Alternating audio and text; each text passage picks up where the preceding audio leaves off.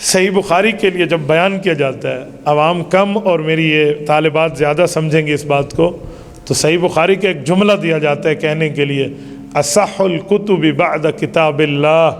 یہ بھی آدھا سچ ہے، اس کے آگے بھی ایک لفظ ہے وہ نہیں پڑھا جاتا. اصح الکتب بعد کتاب اللہ کا معنی اللہ کی کتاب کے بعد سب سے زیادہ صحیح ترین کتاب. بالکل ٹھیک ہے، اس میں کوئی دوسری رائے نہیں ہے، لیکن بات پوری کریں. اللہ کے بعد سب سے زیادہ صحیح ترین کتاب 210 ہجری میں لکھی گئی. صحابہ، تابعین، تبع تابعین کے زمانے میں کیا نہیں تھا؟ وہ کیا تھا وہ بھی تو بتائیں نا. تو بات سنیں، سب سے پہلے حدیث پاک کی کتابیں صحابہ کرام نے لکھی ہیں. صحیفہ حمام ابن منبہ یہ حضرت ابو ہریرہ کے داماد نے لکھے ہیں. حمام ابن منبہ اور وہب ابن منبہ دونوں بھائی ہیں، ان میں ایک حضرت ابو ہریرہ کا داماد ہے رضی اللہ عنہ. یہ حضرت ابو ہریرہ کی لکھی ہے، ان سے لے کر ان نے زنبیل میں رکھی ہوئی تھی. نمبر 2، حضرت عمرو ابن عاص رضی اللہ تعالیٰ بھی حدیث لکھتے تھے. سنن نبی داؤد کی جلد نمبر 2 کی کتاب العلم کی باب کتابت العلم کے تحت روایت ہے. حضرت امام سلیمان ابن الاشعث ابو داؤد السجستانی رحمہ اللہ روایت لائے ہیں کہ حضرت عمرو ابن عاص رضی اللہ عنہ کہتے ہیں حضور فرماتے تھے تو میں حدیثیں لکھ لیتا. تو قریش کے بڑے بڑے صحابہ نے مجھے کہا کہ رسول اللہ صلی اللہ علیہ وسلم بشر یتکلم فی الغضب والرضا. بعض اوقات حضور علیہ الصلوۃ والسلام انسانی طور پہ کچھ بات غصے میں کر جائیں تو ہر بات لکھ لیتے، ہر بات نہ لکھ. فامسکت عن الکتاب، کہتے پھر میں ہر بات لکھنے سے رک گیا. فذکر ذلک للنبی صلی اللہ علیہ وسلم، آپ علیہ السلام تک یہ بات گئی نا تو مجھے بلایا اور فرمایا اکتب، تجھے کس نے لکھنے سے روکا؟ لکھ لے.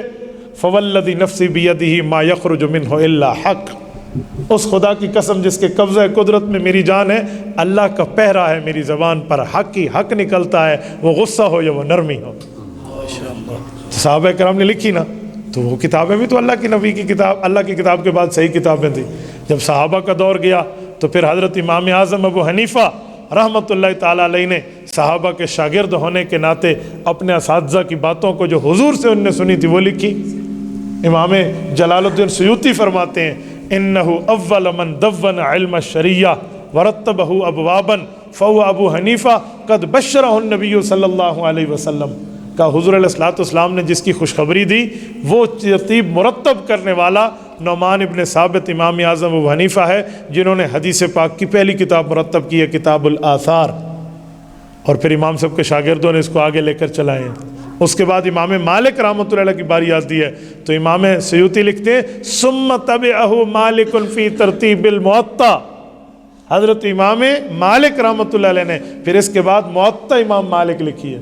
موطا اور مصنف حدیث کی ان کتابوں کا نام ہے جس میں آیات بھی لکھی جائیں، احادیث بھی لکھی جائیں، صحابہ کا فتاوی اور اقوال بھی لکھے جائیں، وہ مصنف اور موطا ہوتی ہیں. پھر وہ لکھی گئیں. اور اس کے بعد حضرت امام بخاری رحمۃ اللہ علیہ کے اساتذہ کی کتابیں ہیں. امام بخاری کے استاذ ہیں حمیدی، امام حمیدی کے استاد ہیں عبد الرزاق ابن الحمام.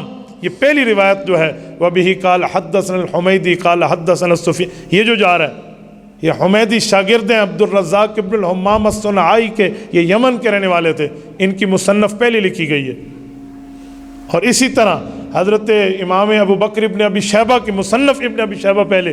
پھر یہ خیر القرون کا زمانہ تھا تو جب خیر القرون ختم ہوا دوسرے قرون شروع ہوئے تو امام بخاری نے یہ لکھ کے امت کو دے دیے. اب فرق کیا آیا؟ اصح الکتب بعد کتاب اللہ بعد خیر القرون، یہ پورا لفظ ہے. اللہ کی کتاب کے بعد سب سے زیادہ صحیح ترین کتاب وہ جو خیر القرون کے بعد لکھی گئی، یہ صحیح بخاری ہے. جو پہلے لکھی گئی ہیں وہ بھی صحیح ہیں. اس کا یہ معنی نہیں ہے کہ پہلے لکھے جانے والی صحیح نہیں تھی وہ غلط تھی. میں نے کہا جی آدھا جملہ کہا جاتا ہے، آدھی بات بتائی جاتی ہے، اسی وجہ سے معاملہ سمجھ نہیں آتا تو بندہ پریشان ہو جاتا ہے کہ بات ہے کیا.